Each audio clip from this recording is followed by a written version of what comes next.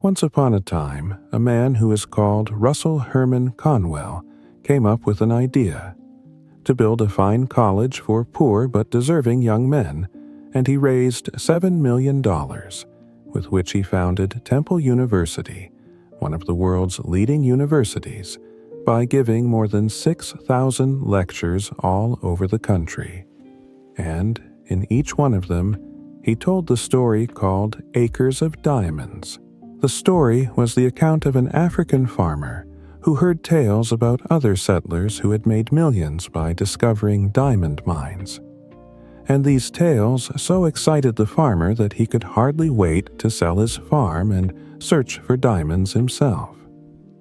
So he sold his farm and spent the rest of his life wandering the vast African continent, searching unsuccessfully for the gleaming gems which brought such high prices on the markets of the world.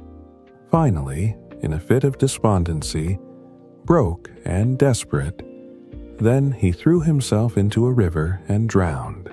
Meanwhile, the man who had bought his farm one day found a large and unusual stone in a stream which cut through the property.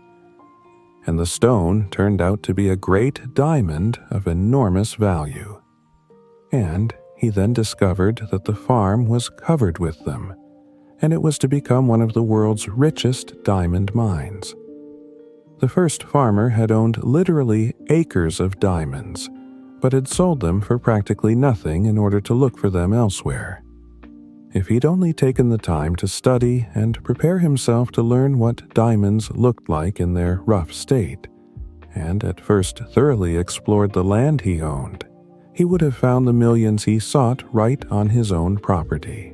The thing about this story that so profoundly affected Dr. Conwell, and subsequently millions of others, was the idea that each of us is at this moment standing in the middle of his own acres of diamonds.